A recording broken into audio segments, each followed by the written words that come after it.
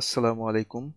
আজকের এই ভিডিওতে আমরা যেটা আলোচনা করব সেটা হচ্ছে ক্লাস 9 এর চ্যাপ্টার 4 সায়েন্সের সাবজেক্টের নাম হচ্ছে বিজ্ঞান।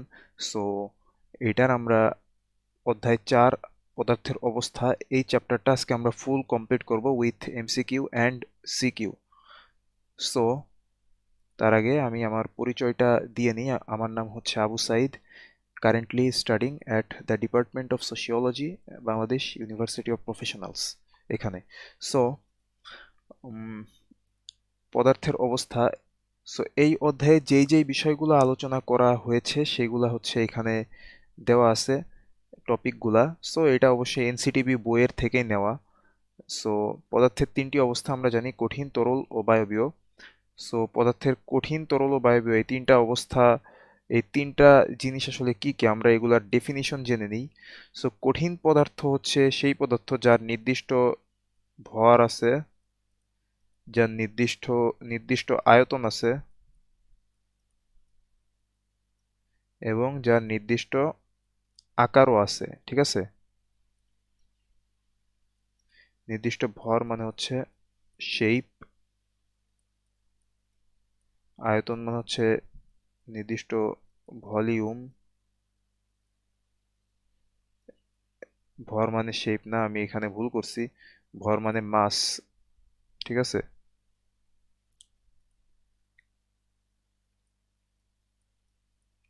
আর এটা হচ্ছে শেপ।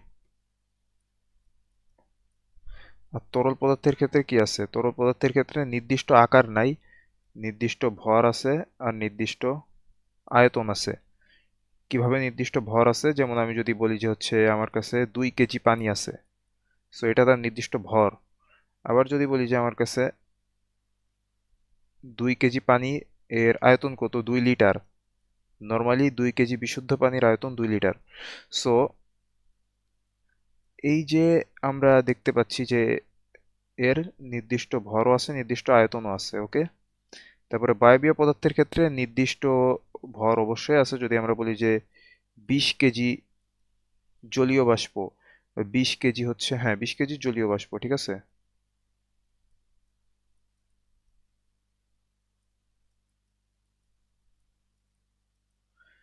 সো এটা হচ্ছে নির্দিষ্ট ভর, কিন্তু এর নির্দিষ্ট কোনো আকার নাই। যেই পাত্রে রাখা হবে, বা এটা ধরলাম যে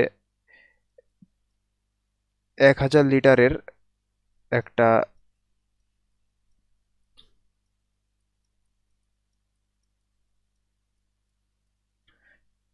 সো 1000 লিটারের একটা পাত্রে হচ্ছে তোমার এই 20 কেজি জলীয় বাষ্প রাখা হলো, তাহলে এটা 1000 লিটার আয়তনই ধারণ করবে, অর্থাৎ সম্পূর্ণ পাত্রের আয়তন ধারণ করবে। এবং এই পাত্রে এই পাত্র যদি হচ্ছে তোমার এইরকম আহ, তোমার আহ, চার কোণা না হয়ে যদি পিরামিড আকৃতির হতো, সো সেক্ষেত্রে পিরামিড আকৃতি ধারণ করত। সো এখানে নির্দিষ্ট আকারও নাই বায়বীয় পদার্থের ক্ষেত্রে বা গ্যাসীয় পদার্থের ক্ষেত্রে। এবং হচ্ছে তোমার নির্দিষ্ট আয়তনও নাই, নির্দিষ্ট আকার এবং নির্দিষ্ট আয়তন কোনোটাই নাই হচ্ছে গ্যাসীয় পদার্থের ক্ষেত্রে। তরল পদার্থের ক্ষেত্রে নির্দিষ্ট আকার নাই, বাট আয়তন এবং ভর আছে, এবং কঠিন পদার্থের ক্ষেত্রে তিনটাই আছে। সো এরপরে আমাদের টপিক হচ্ছে কণার গতিতত্ত্ব। সো পদার্থের কণাসমূহের গতিশক্তি ও আন্তঃকণা আকর্ষণ শক্তি দিয়ে পদার্থের কঠিন, তরল ও গ্যাসীয় অবস্থা ব্যাখ্যা করার একটা তত্ত্ব বা থিওরি আছে। এটা হচ্ছে কাইনেটিক থিওরি অফ পার্টিকলস বা কণার গতিতত্ত্ব। সো আন্তঃকণা আকর্ষণ শক্তি, অর্থাৎ যার মাধ্যমে পদার্থের কণাগুলো একে অপরের সাথে কানেক্টেড থাকে বা যুক্ত থাকে, সেটাই হচ্ছে আন্তঃকণা আকর্ষণ শক্তি। ঠিক আছে? সো আমরা পদার্থের কণার, মানে কণার গতিতত্ত্ব, এটা আমরা হচ্ছে এখন আমরা পড়ব। সো কঠিন পদার্থে কণাগুলোর মধ্যে আকর্ষণ শক্তি খুব বেশি থাকে। অবশ্যই কঠিন পদার্থে কণাগুলোর মধ্যে আকর্ষণ শক্তি খুব বেশি থাকে, এজন্য তারা একটা নির্দিষ্ট, এর একটা নির্দিষ্ট শেপ থাকে। ঠিক আছে? শেপ বা আকৃতি। সো আমরা প্রথম পেজে যেটা দেখেছিলাম সেটা হচ্ছে আকার, ঠিক আছে। সো এটা কিন্তু আসলে আকার না হয়ে সঠিক বাংলা হওয়া উচিত হচ্ছে আকৃতি। আকৃতি মানে শেপ, আর আকার মানে কিন্তু হচ্ছে সাইজ, SIZE, সাইজ মানে এটা কত বড় কত ছোট, সেটা হচ্ছে আকার। সো আমরা এটা ঠিক করে নিই। ওকে, সো আমরা এখানে আসলাম।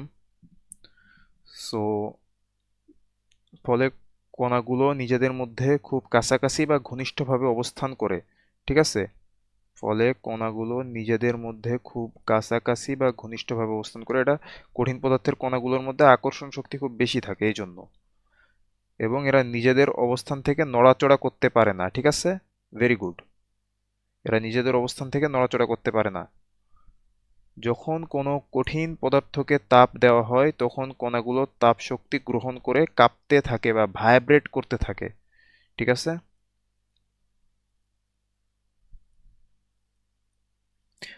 সো আমরা কঠিন পদার্থকে তাপ দিলাম, তো এগুলা ভাইব্রেট করতে থাকলো, এদের ভাইব্রেশন বাড়তে থাকলো। তুমি যতই তাপ দিবা এদের ভাইব্রেশন বাড়তে থাকবে, এবং বাড়তে বাড়তে যখন তুমি আরো বেশি তাপ দিতে থাকবা তখন কণাগুলো এত বেশি কাঁপতে থাকবে যে সেগুলার আন্তঃকণা আকর্ষণ শক্তি থেকে, মানে এরা হচ্ছে যে এদের মধ্যে আন্তঃকণা আকর্ষণ শক্তি আছে, ঠিক আছে। সো এই আন্তঃকণা আকর্ষণ শক্তি থেকে নিজেদের খানিকটা মুক্ত করে কিছুটা গতি শক্তি লাভ করে। সো তারা কিছুটা গতি শক্তি প্রাপ্ত হয় তরল পদার্থের ক্ষেত্রে, এবং পদার্থের এই অবস্থা হচ্ছে তরল অবস্থা। সো সেটা কঠিন থেকে তরল হয়ে গেছে। সো প্রথমে আমরা ধরলাম যে এটা ছিল হচ্ছে আইস। সো এখানে তাপ দেওয়ার কারণে সেটা হচ্ছে এর ভিতরের যেই কণাগুলা ছিল এগুলো পরস্পর থেকে আর কি দূরে সরে যেতে থাকলো, দূরে সরে যেতে থেকে কি হলো, এটা তরলে পরিণত হলো। সো এদের মধ্যে আকর্ষণ বল কমে গেল। সো এবং এই কণাগুলা এক জায়গা থেকে আরেক জায়গায় চলাচল করতে পারবে, ঠিক আছে। আহ, আমরা জানি যে তরল পদার্থের নির্দিষ্ট আয়তন থাকলেও নির্দিষ্ট আকার থাকে না, সো আমরা এটাকে আকার না বলে আকৃতি বলবো। এই অবস্থায় তরল পদার্থকে আরো বেশি তাপ দিলে কণাগুলো তাপ শক্তি গ্রহণ করে তাদের গতিশক্তি বাড়াতে থাকে। অবশ্যই তাদের গতিশক্তি বাড়াতে বাড়াতে একসময় এত বেড়ে যায় যে কণাগুলো তাদের নিজেদের মধ্যে আকর্ষণ শক্তি থেকে প্রায় মুক্ত হয়ে বিক্ষিপ্তভাবে ছুটতে শুরু করে, এবং এই অবস্থায় তরল পদার্থ গ্যাসীয় পদার্থে পরিণত হয়, ঠিক আছে। আমরা জানি গ্যাসীয় অবস্থায় পদার্থের নির্দিষ্ট কোনো আয়তন থাকে না, অবশ্যই আমরা যেটা ব্যাখ্যা করলাম পূর্ববর্তী পেজে। সো তাদেরকে যে পাত্রে রাখা হবে কণাগুলো সেই আয়তনের পাত্রে ছোটাছুটি করতে থাকে। গ্যাসীয় অবস্থা প্রাপ্ত হওয়ার পর আরও তাপ প্রয়োগ করলে কণাগুলো তখন আরও বেশি জোরে ছুটতে থাকবে এবং কণাগুলোর গতিশক্তি বা কাইনেটিক এনার্জি বৃদ্ধি পাবে। সো এই যে থিওরি, এটাকে বলা হচ্ছে কণার গতি তত্ত্ব বা kinetic theory of particles. Okay, so আমরা নেক্সটে যাই। নেক্সট টপিক হচ্ছে ব্যাপন। সো আমরা হচ্ছে হ্যাঁ ব্যাপন। সো আমরা ব্যাপনে চলে যাই, হ্যাঁ। সো ব্যাপন এর ইংলিশ হচ্ছে ডিফিউশন। সো ব্যাপন প্রক্রিয়াটা কি? ব্যাপন প্রক্রিয়াটা আমরা প্রথমে হচ্ছে জেনে নিই। সো ব্যাপন প্রক্রিয়াটা হচ্ছে, ধরো যে হচ্ছে আমাদের আমরা কোনো একটা সুগন্ধযুক্ত কোনো একটা তরল পদার্থ, ঠিক আছে, আমরা এটার পাত্রর মুখ খুলে রাখলাম। সো এই তরল পদার্থ কি হবে, তরল পদার্থ থেকে সুগন্ধ এটা কি হবে, সারা ঘরে ছড়িয়ে যাবে। সো এই যে ছড়িয়ে পড়ার যে প্রক্রিয়া, এটাকেই বলা হচ্ছে ব্যাপন প্রক্রিয়া, ঠিক আছে। সো এটার একটা সংজ্ঞা আছে, সেটা হচ্ছে কঠিন তরল বা গ্যাসীয় পদার্থের উচ্চ ঘনমাত্রার স্থান থেকে নিম্ন ঘনমাত্রার স্থানে স্বতঃস্ফূর্ত ও সমানভাবে ছড়িয়ে পড়ার প্রক্রিয়াকে ব্যাপন বলে। সো ধরো যে তোমার পাশের বাসায় আজকে মাংস রান্না করা হচ্ছে।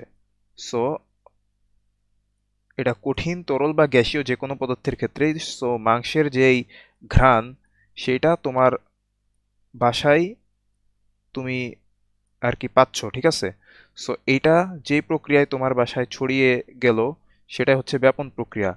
কোনো পদার্থ যদি উচ্চ ঘনমাত্রায় থাকে তখন সে পদার্থের কণাগুলো নিম্ন ঘনমাত্রার দিকে ধাবিত হতে চায়।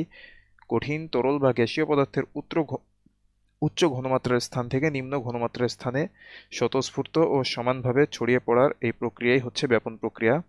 ব্যাপন প্রক্রিয়ার জন্য পদার্থের ঘনমাত্রার পার্থক্য থাকতে হয় অবশ্যই।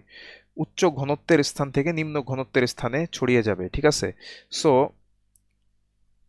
আমরা এটার উদাহরণ দেখব পরবর্তী পৃষ্ঠায়। সো আমরা হচ্ছে আহ, এখানে আরো আছে যে সুগন্ধ ছড়িয়ে পড়তে যদি কম সময় লাগে তখন আমরা বলি ব্যাপন হার বেশি। সো দিস ইজ, এটা এমসিকিউতে আসতে পারে, ঠিক আছে? So this is an important মানে লাইন ফর এমসিকিউ, এটা আসতে পারে।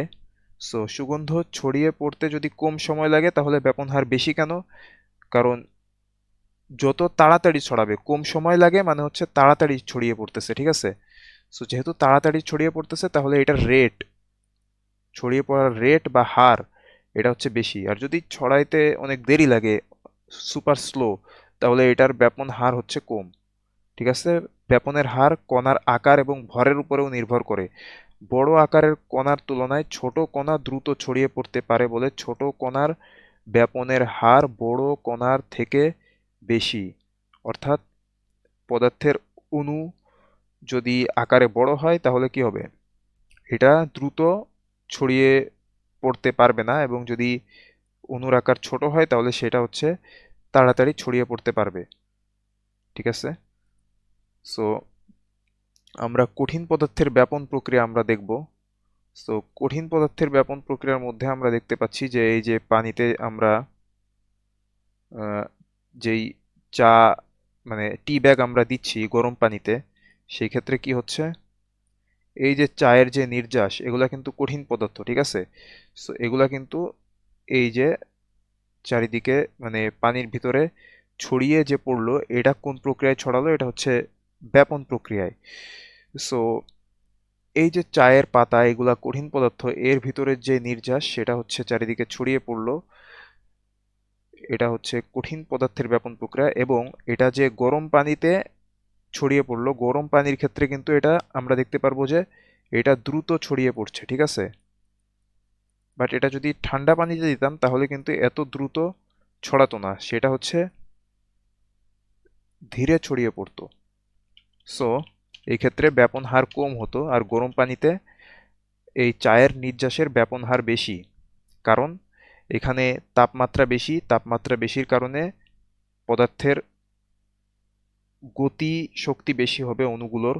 সো এক্ষেত্রে তাড়াতাড়ি ছড়িয়ে পড়বে, এই জন্য ব্যাপন হার বেশি হবে। আর যদি হচ্ছে তোমার আহ, তাপমাত্রা কম থাকতো, লো টেম্পারেচার,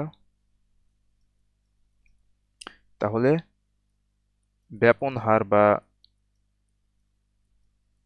ডিফিউশন রেট, এটা কি হতো,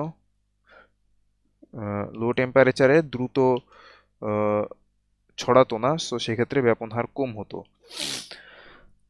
তো তারপরে তরল পদার্থের ব্যাপন প্রক্রিয়া। সো আমরা পানির ভিতরে এক ফোঁটা নীল রং, ঠিক আছে, আমরা দিলাম, তো সেটা পুরা পানিতে ছড়িয়ে পড়ে পানির রং নীল হয়ে যাবে।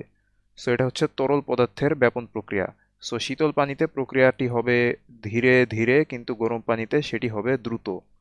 সো এরপরে আমরা দেখব হচ্ছে দুটি গ্যাসীয় পদার্থের ব্যাপন।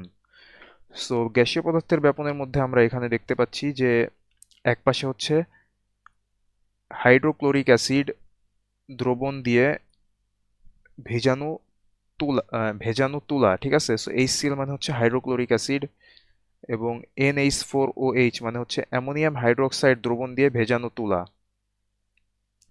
সো অ্যামোনিয়াম হাইড্রোক্সাইড হচ্ছে অ্যামোনিয়া গ্যাস, NH3 মানে হচ্ছে অ্যামোনিয়া। অ্যামোনিয়া গ্যাসের জলীয় দ্রবণ, অর্থাৎ অ্যামোনিয়া গ্যাসের জলীয় দ্রবণ বা অ্যামোনিয়া গ্যাসের সাথে পানি যোগ করলে সেটা অ্যামোনিয়াম হাইড্রোক্সাইডে পরিণত হবে, ঠিক আছে? কিভাবে? এখানে নাইট্রোজেন একটা আছে, এখানে একটা আছে। এবার যদি তুমি পানি যোগ করো তাহলে পানির সংকেত কি? H2O। সো নাইট্রোজেন একটা আছে, এখানে নাইট্রোজেন একটা আছে, তাহলে হাইড্রোজেন এর সাথে যুক্ত হইলে এখানে তিনটা হাইড্রোজেন আছে, আর এখানে দুইটা আছে, পাঁচটা। সো এইখানে চারটা, আর এখানে আছে একটা, পাঁচটা। আর এই যে অক্সিজেন একটা, এখানে একটা। সো এখানে হিসাব বরাবর তোমরা আশা করি এটা বুঝতে পারতেছো। সো এখানে HCl ভেজানো দ্রবণ, HCl দিয়ে ভেজানো তুলা, আর এটা হচ্ছে NH4OH এর জলীয় দ্রবণ দিয়ে ভেজানো তুলা। সো এই যে এই স্থানে আমরা দেখতে পাচ্ছি যে অ্যামোনিয়াম ক্লোরাইডের সাদা ধোঁয়া উৎপন্ন হচ্ছে। সো এটা কিভাবে? সো এই যে হাইড্রোক্লোরিক অ্যাসিড এর জলীয় দ্রবণ বা অ্যাকুয়াস তোমার হচ্ছে দ্রবণ, এবং NH4OH অ্যামোনিয়াম হাইড্রোক্সাইডের অ্যাকুয়াস সলিউশন, ঠিক আছে, বা জলীয় দ্রবণ। সো এই দুইটা একত্রে যোগ করলে অ্যামোনিয়াম ক্লোরাইডের গ্যাসীয় অ্যামোনিয়াম ক্লোরাইড উৎপন্ন হবে, যেটা সাদা ধোঁয়া এখানে উৎপন্ন হবে। তো আমরা দেখতে পাচ্ছি যে এটা কিন্তু ঠিক মাঝামাঝি উৎপন্ন হচ্ছে না, এটা হচ্ছে হাইড্রোক্লোরিক অ্যাসিডের কাছে উৎপন্ন হচ্ছে, এবং এটার থেকে দূরে, এবং এটার থেকে কাছে উৎপন্ন হচ্ছে। এর কারণ কি? এর কারণ হচ্ছে তোমার এই যে NH4OH থেকে কি হবে, অ্যামোনিয়া গ্যাস, অ্যামোনিয়া গ্যাস হচ্ছে দ্রুত ব্যাপিত হয়ে অনেক বেশি দূরত্ব অতিক্রম করবে, এবং এই যে HCl বা হাইড্রোজেন ক্লোরাইডের জলীয় দ্রবণ বা হাইড্রোক্লোরিক অ্যাসিড, ঠিক আছে, এটা কি হবে, এটা ধীর গতিতে ব্যাপিত হবে, ব্যাপিত হয়ে কম দূরত্ব অতিক্রম করবে। সো এটা যেহেতু কম দূরত্ব অতিক্রম করবে, সেক্ষেত্রে হাইড্রোজেন ক্লোরাইডের কাছে অ্যামোনিয়াম ক্লোরাইডের যে ধোঁয়াটা সেটা উৎপন্ন হবে, এবং NH4OH বা অ্যামোনিয়াম হাইড্রোক্সাইডের থেকে দূরে এই সাদা ধোঁয়াটা উৎপন্ন হবে। কেন? এটা হচ্ছে দেরিতে ব্যাপিত হয়েছে, এবং এটা হচ্ছে তাড়াতাড়ি ব্যাপিত হয়েছে। কিভাবে? সো আমরা জানি যে হচ্ছে ভারী বস্তু ধীরে ব্যাপিত হয় এবং হালকা বস্তু তাড়াতাড়ি ব্যাপিত হয়। সো HCl হাইড্রোজেন ক্লোরাইডের আণবিক ভর কত? ক্লোরিনের আমরা জানি হচ্ছে ক্লোরিনের পারমাণবিক ভর হচ্ছে 35.5। সো এটা পর্যায় সারণীতে দেওয়া আছে। পর্যায় সারণীতে হচ্ছে আমরা পারমাণবিক সংখ্যা এটা আমরা পড়েছি: hydrogen, helium, lithium, beryllium, boron, carbon, nitrogen, oxygen, fluorine, neon, sodium, magnesium, aluminium, silicon, phosphorus, sulphur, chlorine, argon. এটা হচ্ছে আমরা যখন ক্লাস 8-এ ছিলাম তখন আমাদের বইতে এই 18টা ছিল। সো আমরা এই 18টা মুখস্থ করছিলাম। এটা হচ্ছে কি, 1 থেকে 18টা, এটা হচ্ছে এদের পারমাণবিক সংখ্যা। বাট এদের আবার পারমাণবিক ভর আছে, সেগুলো হচ্ছে তোমাদেরকে একটু মুখস্থ করতে হবে। সো এটা পর্যায় সারণীতে তোমরা পেয়ে যাবা। যেমন হাইড্রোজেনের পারমাণবিক ভর হচ্ছে 1, এটার হচ্ছে পারমাণবিক সংখ্যাও 1, পারমাণবিক ভরও 1। সো এইচসিএল বা হাইড্রোজেন ক্লোরাইডের পারমাণবিক ভর হবে হচ্ছে 35.5, আর 1 HCl এর ক্ষেত্রে হবে এটা হচ্ছে 36.5। আর NH4OH নাইট্রোজেনের হচ্ছে এমনি নর্মাল হচ্ছে পারমাণবিক সংখ্যা 7, কিন্তু এটার পারমাণবিক ভর হচ্ছে 14। হাইড্রোজেনের হচ্ছে 1, তাহলে 4টা হাইড্রোজেন, তাহলে এটা হবে 4। অক্সিজেনের কি, hydrogen, helium, lithium, beryllium, boron, carbon, nitrogen, oxygen, তাহলে অক্সিজেনের হচ্ছে পারমাণবিক সংখ্যা 8, কিন্তু এর পারমাণবিক ভর হচ্ছে 16। সো এগুলো তোমাদের মুখস্থ করতে হবে। এবং হাইড্রোজেনের 1, সো 16 আর 1 17, 18 19 20 21, 21 আর 14, তাহলে 21 আর 10 31, 32 33 34 35। সো এটার হচ্ছে 35।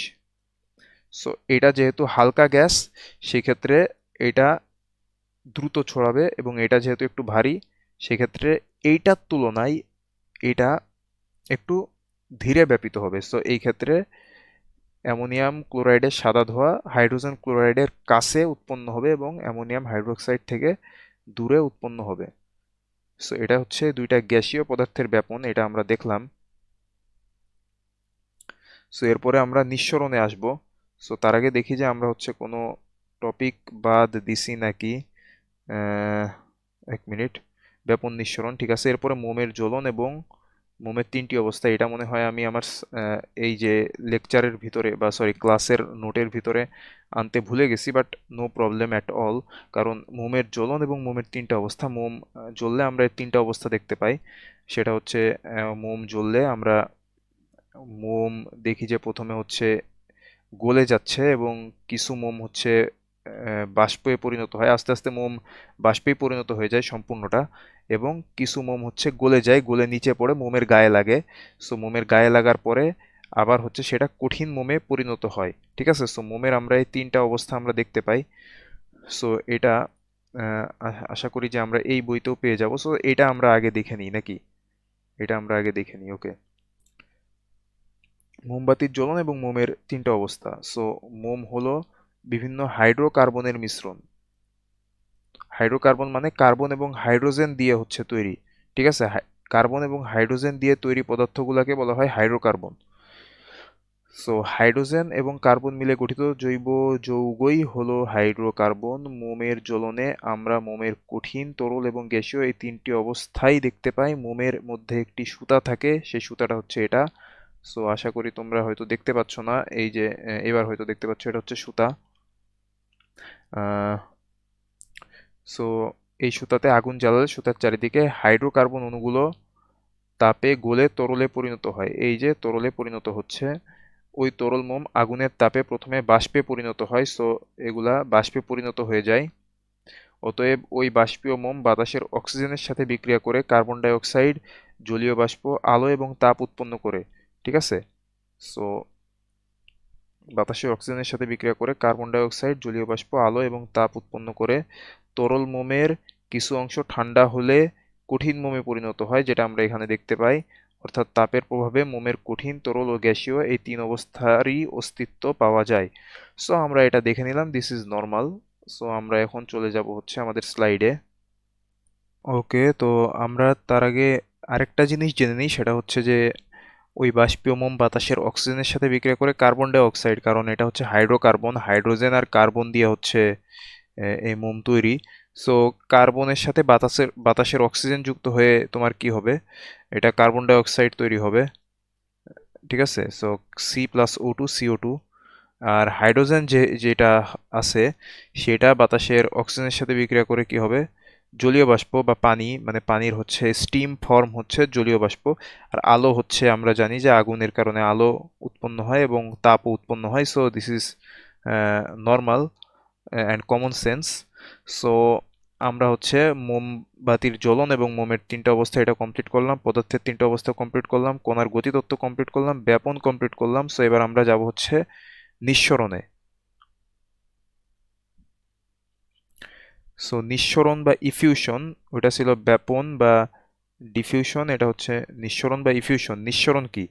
সো ধরো যে এই যে তোমার একটা সিলিন্ডার আছে, সিলিন্ডার তুমি অন করলে এবং এখানে একটা সরু ছিদ্র দিয়ে গ্যাস বের হতে থাকলো। ঠিক আছে, যেই গ্যাস দিয়ে ধরো তুমি রান্না করতেছো। সো এইটাকে বলে হচ্ছে ইফিউশন। অর্থাৎ আরেকটা উদাহরণ দেওয়া যাক, ধরো যে তোমার এই যে একটা বেলুন, ঠিক আছে, সো বেলুনে তুমি ফুটা করলে এটা ডাইরেক্ট ফেটে যাবে। সো আমরা অন্যভাবে ফুটা করব, সেটা হচ্ছে বেলুনে এখানে একটা স্কচ টেপ লাগিয়ে নিব, তার ভিতর দিয়ে সরু একটি পিন দিয়ে আমরা ফুটা করে দিব। তারপরে আমরা বেলুনে যদি প্রেসার নাও দিই, সেক্ষেত্রে বেলুনের ভিতরে যে প্রেসার আছে সেটা হচ্ছে বাইরের প্রেসারের চেয়ে অনেক বেশি। ঠিক আছে, এই প্রেসার এর কারণে এই উচ্চ চাপের স্থান থেকে ভিতরের বাতাস বাইরের নিম্ন চাপের স্থানের দিকে সজোরে বেরিয়ে আসবে সরু ছিদ্রপথে। সো এই যে প্রক্রিয়া, এটাকেই বলা হয় নিঃসরণ বা ইফিউশন। এর আরেকটা নাম আছে যেটাকে বলা হচ্ছে অনুব্যাপন। ঠিক আছে, অনুব্যাপন।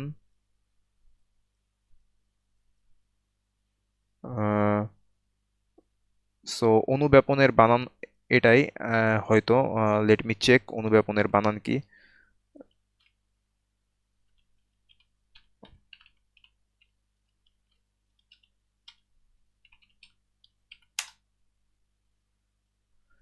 Nothing has come. অনুব্যাপন কয় দীর্ঘ ইকার হবে? আচ্ছা, এখানে এরকম বানান, অনুব্যাপন, ইফিউশন, অনুব্যাপন। আচ্ছা, বয়জ ফলা আকার হবে, নো প্রবলেম। আর বাকি সব তো ঠিক আছে, তাই না? আচ্ছা, বয়জ ফলা আকার ব্যাপনে, ওকে ঠিক আছে, দ্যাটস ইট। সো এখানে একটা আকার হবে। সো এটা তেমন কোনো ইস্যু না। সো এটা হচ্ছে নিঃসরণ বা ইফিউশন। ওকে, সো নিঃসরণ হলো এমন একটি প্রক্রিয়া যেখানে কোনো পাত্রে থাকা গ্যাস সরু ছিদ্রপথ দিয়ে পাত্রের ভিতরের উচ্চ চাপের স্থান থেকে পাত্রের বাইরের নিম্ন চাপের স্থানের দিকে সজোরে বেরিয়ে আসে। আহ, এই সরু ছিদ্রকে অনেক সময় পিন হোল বলা হয়। এভাবে পাত্র থেকে গ্যাস বেরিয়ে যাওয়ার কারণ হচ্ছে পাত্রের ভিতরের এবং বাইরের চাপের পার্থক্য। ব্যাপনের বেলাতে এটি ঘটে গ্যাসের ঘনত্বের পার্থক্যের কারণে, কিন্তু নিঃসরণের বেলায় এটি ঘটে গ্যাসের চাপের কারণে। অর্থাৎ এর ভিতরের চাপ বেশি ছিল এবং বাইরের চাপ কম। ঠিক আছে, অর্থাৎ ব্যাপনের ক্ষেত্রে চাপের কোনো প্রভাব নেই। অর্থাৎ ব্যাপনের ক্ষেত্রে তোমার সেম চাপ থাকে। ধরো যে এই যে তোমার হচ্ছে এর মধ্যে ধরো যে একটা সুগন্ধযুক্ত তোমার একটা খাবার, সো এইটা তোমার ছড়িয়ে যাবে। এইখানেও যে প্রেসার তোমার এই রুমেও সেই প্রেসার, সো তোমার পুরা রুমেই এটা ছড়িয়ে যাবে এই গ্যাসটা। সো এই ক্ষেত্রে তোমার কি হচ্ছে, চাপের কোনো প্রভাব নেই। ঠিক আছে।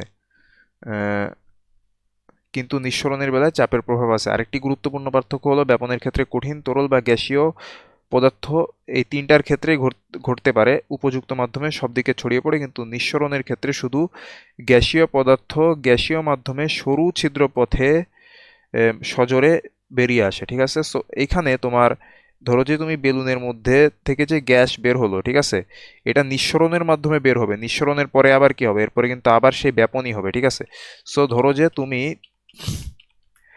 তুমি হচ্ছে একটা পারফিউম তুমি স্প্রে করতেছো, তো সরু ছিদ্র পথে এটা কিন্তু বের হবে। সো এটা কি, এটা অবশ্যই তোমার হচ্ছে অনুব্যাপন, বা এটাকে বলা হয় হচ্ছে নিঃসরণ। ঠিক আছে, সজোরে সরু ছিদ্র পথে তুমি প্রেসার দিচ্ছ, সো এই প্রেসার এর কারণে এটা বের হয়ে আসবে, উচ্চ চাপের স্থান থেকে নিম্ন চাপে বের হয়ে আসবে। কিন্তু বের হয়ে যাওয়ার পরে এই যে পারফিউমটা এটা তোমার যে পুরা রুমে ছড়িয়ে যাবে, এটা কি, এটা আবার ব্যাপন। ঠিক আছে, সো নিঃসরণ আগে ঘটে এবং ব্যাপন পরে ঘটে। যদি আমি উদাহরণটা কিসের দিই, এই যে পারফিউম স্প্রে করার ক্ষেত্রে। ঠিক আছে, সো আমরা নিঃসরণ দেখলাম এবং ব্যাপন দেখলাম। সো আশা করি যে তোমরা একটি ছকে ব্যাপন এবং নিঃসরণের পার্থক্যগুলা লিখে ফেলতে পারবে। সো আমরা এখন পরবর্তী পেজে চলে যাই। পরবর্তী পেজ হচ্ছে আহ, এখানে হচ্ছে সেই বেলুনের উদাহরণ দেওয়া হয়েছে এখানে। তারপর আরও কিছু নিঃসরণের উদাহরণ দেওয়া হয়েছে। আমরা বিভিন্ন যানবাহনের জ্বালানি হিসেবে সিএনজি, কম্প্রেসড ন্যাচারাল গ্যাস ব্যবহার করে থাকি। সিএনজি হচ্ছে মূলত উচ্চচাপে সংকুচিত methane gas. So this can be an important line for MCQ. এক্ষেত্রে যানবাহন চালানোর সময় সিএনজি সিলিন্ডার থেকে মিথেন গ্যাস নিঃসরিত সিএনজি থেকে মিথেন গ্যাস নিঃসরিত হয়ে গাড়ি বা যানবাহনের ইঞ্জিনে প্রবেশ করে। ঠিক আছে, সো এটা কিভাবে হয়, I don't know the process, but এখানে বলতেছে যানবাহন চালানোর সময় সিএনজি সিলিন্ডার থেকে মিথেন গ্যাস নিঃসরিত হয়ে গাড়ি বা যানবাহনের ইঞ্জিনে প্রবেশ করে। আবার আমাদের বাসাতেও এরকম হয়, রান্নার কাজে জ্বালানি হিসেবে সিলিন্ডারে রক্ষিত গ্যাস ব্যবহার করি আমরা। এক্ষেত্রে প্রোপেন এবং বিউটেন গ্যাসকে উচ্চ চাপে সংকুচিত করে তরল অবস্থায় সিলিন্ডারে ভর্তি করে রাখা হয়। গ্যাসের চুলা জ্বালানোর সময় সিলিন্ডারের মুখ খুলে দেওয়া হলে ওই যে তরলটা থাকে সেটা গ্যাসে পরিণত হয়ে সবেগে বের হয়ে আসে। এক্ষেত্রেও নিঃসরণ ঘটে থাকে। ওকে, সো আমরা নেক্সটে যাই। নেক্সট পদ্ধতি হচ্ছে পাতন এবং ঊর্ধ্বপাতন। সো আমরা কিন্তু মোমের তিনটা অবস্থা এটা দেখছি, এবার হচ্ছে পাতন এবং ঊর্ধ্বপাতন। So পাতন বাষ্পীভবন plus ঘনীভবন। ঠিক আছে, অর্থাৎ তরলের বাষ্পীভবন। সো এই যে আমরা পানি দেখতে পাচ্ছি, মানে সরি, এই যে একটা বালতি, ধরো যে বালতিতে পানি আছে, এটাকে তুমি হচ্ছে তাপ প্রয়োগে বাষ্পে পরিণত করলে, আবার সেই বাষ্পকে তুমি হচ্ছে কি করলে, ঠান্ডা করলে। ঠিক আছে, ঠান্ডা করে আবার তুমি হচ্ছে পানিতে পরিণত করলে। So this is water again. So এই প্রক্রিয়াটা, এটাকেই বলা হয় হচ্ছে পাতন। ডিস্টিলেশন বা পাতন is equal to vaporisation plus condensation. So উল্লেখ্য, পাতন প্রক্রিয়ায় কোনো রাসায়নিক বিক্রিয়া হয় না, এই ক্ষেত্রে শুধু ভৌত পরিবর্তন হয়। ঠিক আছে, ফিজিক্যাল চেঞ্জ, অর্থাৎ তোমার হচ্ছে যে যদি সেটা তরল থাকে সেটা হচ্ছে বাষ্প হয় আবার তরলে পরিণত হয়। সো কোনো মিশ্রণে একাধিক উপাদান থাকলে সেই মিশ্রণ থেকে উপাদানগুলোকে বিশুদ্ধভাবে পাওয়ার জন্য এই প্রক্রিয়া ব্যবহার করা হয়। সো এটি হচ্ছে মিশ্রণ থেকে কোনো উপাদান পৃথকীকরণ পদ্ধতি। কিভাবে, ধরো যে তোমার হচ্ছে এই যে ধরো বালতি, বালতি না দিয়ে, হ্যাঁ ধরো যে এই যে একটা আহ, তোমার পাত্র। সো এইখানে ধরো যে তোমার লবণ মেশানো আছে এবং পানি মেশানো আছে, এবং এটা তুমি পুরাপুরি হচ্ছে মিক্স করে ফেলছো, যার কারণে লবণ আর পানি এখন আলাদা করা সম্ভব হচ্ছে না। সো এই ক্ষেত্রে লবণ বা সোডিয়াম ক্লোরাইড, ঠিক আছে, সোডিয়াম ক্লোরাইডের গলনাঙ্ক, সোডিয়াম ক্লোরাইডের হচ্ছে গলনাঙ্ক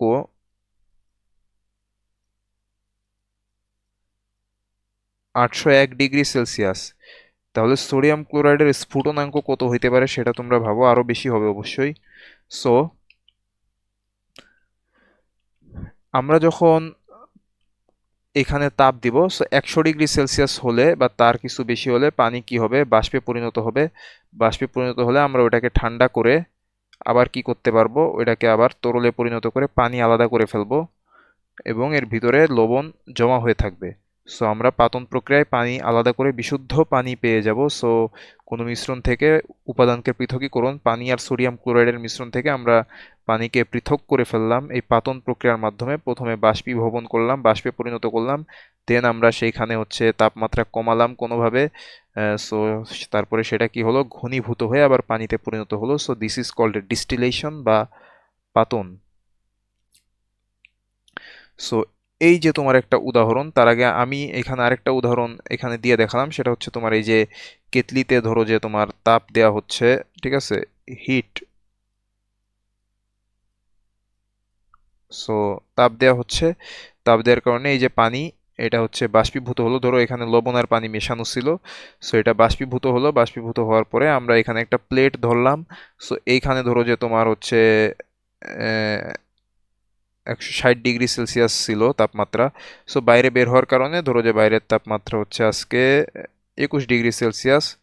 সো এইখানে 21 ডিগ্রি সেলসিয়াসে আসার পরে সেটা হচ্ছে প্লেটের গায়ে পানি লেগে এই যে কম তাপমাত্রায় সেটা আবার পানিতে পরিণত হচ্ছে, হয়ে আমরা গ্লাসে সেটা সংরক্ষণ করলাম। So this is an example of distillation, ঠিক আছে। সো এক্ষেত্রে তোমরা আরো বড়ভাবে দেখতে পারবা, আরো মানে ইন্ডাস্ট্রিয়াল পদ্ধতি মনে হয় এটা, I don't know exactly. So সমুদ্রের পানিকে ফুটানোর ফলে বাষ্পীভূত হয়ে যাওয়ার পর লবণ অবশেষ হিসেবে পাওয়া যায়, অর্থাৎ সমুদ্রের পানিকে আমরা তাপ দিলাম। সো পানি বাষ্পীভূত হলো, তুমি কানেক্ট করে ফেললে, কালেক্ট করে ফেললে। সো তারপরে এর ভিতরে আমরা লবণ পেয়ে যাব, ঠিক আছে। সো আমরা এই লবণ কি করি, ইন্ডাস্ট্রিয়ালাইজেশন মানে কি বলে, সরি, এটাকে আমরা ইন্ডাস্ট্রিতে কিন্তু আমরা যে লবণ আহ, উৎপাদন করি সেখানেও কিন্তু এই সেম পদ্ধতি ইউজ করা হয়। বাট এইভাবে না করে তোমার অন্যভাবেও করা হইতে পারে। সো ধরো যে হচ্ছে তোমার সমুদ্রের পানিকে একটা নির্দিষ্ট জায়গায় জমা করে সূর্যের তাপে তোমার ওটাকে বাষ্পীভূত করা হইতে পারে। সো আরও অন্যান্যভাবে করা হইতে পারে। সো এত process, I don't know exactly how they do this, but প্রসেসটা হচ্ছে এরকম যে তোমার সমুদ্রের পানি থেকে পানিকে বাষ্পীভূত করে লবণ আলাদা করতে হয়। সো সেই লবণ হচ্ছে আমরা প্রতিদিন আমরা গ্রহণ করে থাকি খাবার হিসাবে। সো এই যে পানিকে আমরা তাপ দিলাম, তাপ দেওয়ার পরে হচ্ছে এইখানে যে শীতক আছে, অর্থাৎ দিস ইজ কি, এই যে এটার টেম্পারেচার হচ্ছে লো। ধরো যে হচ্ছে এই যে নল, এখানে ট্যাপ থেকে আসা ঠান্ডা পানি এখান দিয়ে প্রবাহিত করা হচ্ছে, যার কারণে এই ঠান্ডার সংস্পর্শে এসে এই যে স্টিমগুলা বা যে বাষ্পগুলা সেগুলা হচ্ছে তরলে পরিণত হচ্ছে, তরলে পরিণত হয়ে হচ্ছে এই যে এখানে জমা হচ্ছে। সো এটা হচ্ছে পাতনের একটা উদাহরণ। ল্যাবরেটরিতে পাতনের পরীক্ষা, সো ল্যাবে এটা টেস্ট করা হয় এইভাবে। সো ল্যাবরেটরির নিরাপদ পরিবেশে যথাযথ পাত্র ব্যবহার করে পাতনের পরীক্ষা করা যায়। পানিতে অপদ্রব্য মেশানো থাকলে পাতনের মাধ্যমে বিশুদ্ধ পানিকে আলাদা করে নেওয়া হয়। সো আমি আশা করি যে তোমরা বইটা পরে রিডিং পড়বা। সো আমি এখন রিডিং পড়া স্কিপ করতেছি। সো তেলের খনি থেকে যে অপরিশোধিত তেল উত্তোলন করা হয় সেগুলো পাতনের মাধ্যমে পরিশোধন করা হয়, ঠিক আছে, পাতনের মাধ্যমে পরিশোধন করা হয়। শুধু তাই নয়, ভিন্ন ভিন্ন তাপমাত্রায় অপরিশোধিত তেল থেকে ভিন্ন ভিন্ন দ্রব্যকে আলাদা করা হয়। এই পদ্ধতিকে আংশিক পাতন বলে, ঠিক আছে। সো আংশিক পাতন হচ্ছে যখন একাধিক দ্রব্যের এর মধ্যে ধরো যে দুইটা দ্রব্য আছে,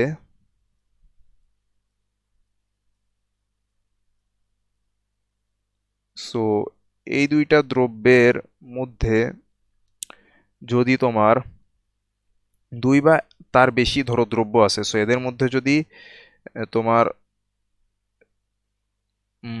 স্ফুটনাঙ্কের পার্থক্য 25 ডিগ্রি বা তার লেস হয়, ঠিক আছে, 25 degree or less, 25 degree Celsius বা তারও কম।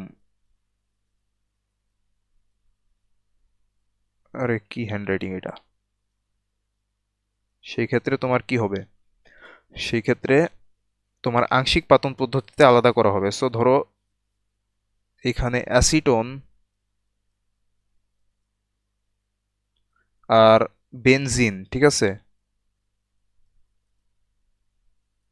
দুইটা মিশ্রণ, দুইটা দ্রবণ এই পাত্রে মেশানো আছে।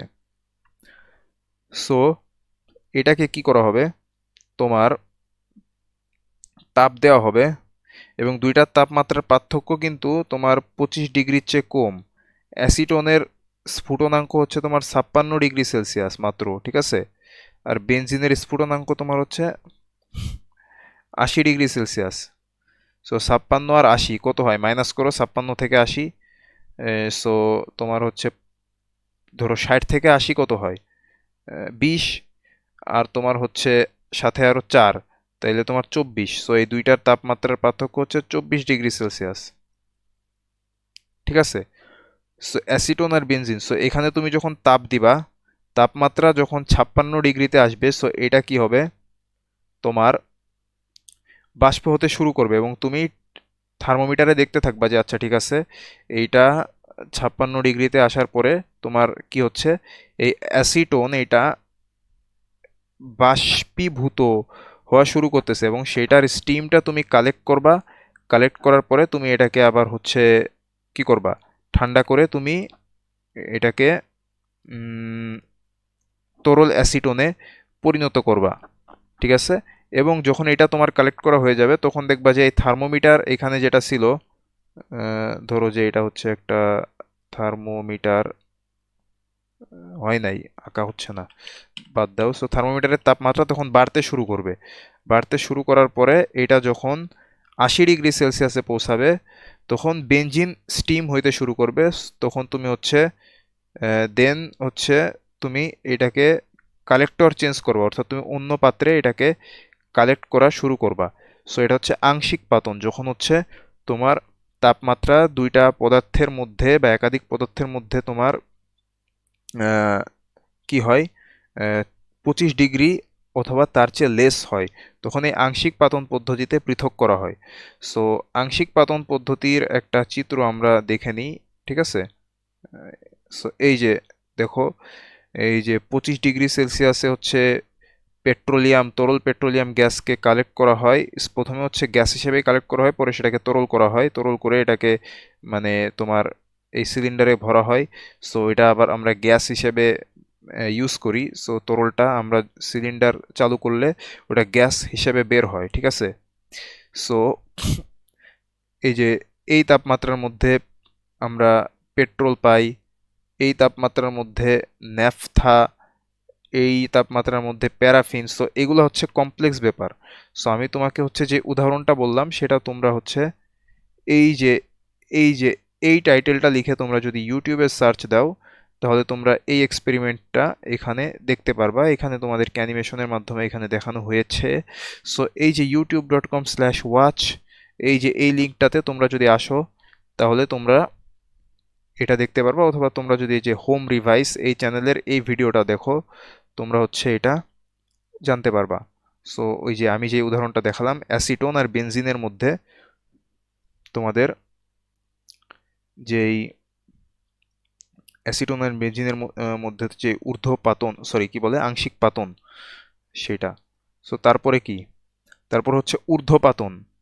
ঊর্ধ্বপাতন কি, যে প্রক্রিয়ায় কোনো কঠিন পদার্থকে তাপ প্রদান করা হলে সেগুলো তরলে পরিণত না হয় সরাসরি বাষ্পে পরিণত হয় সেই প্রক্রিয়াকে ঊর্ধ্বপাতন বলে, যেমন নিশাদল বা NH4Cl অ্যামোনিয়াম ক্লোরাইড, এরপর হচ্ছে কর্পূর বা C10H16 ও ন্যাপথলিন বা C10H8। এই দেখো ন্যাপথলিন কিন্তু একটা হাইড্রোকার্বন, কার্বন আর হাইড্রোজেন দিয়ে তৈরি, দেখছো 10টা কার্বন আর 8টা হাইড্রোজেন।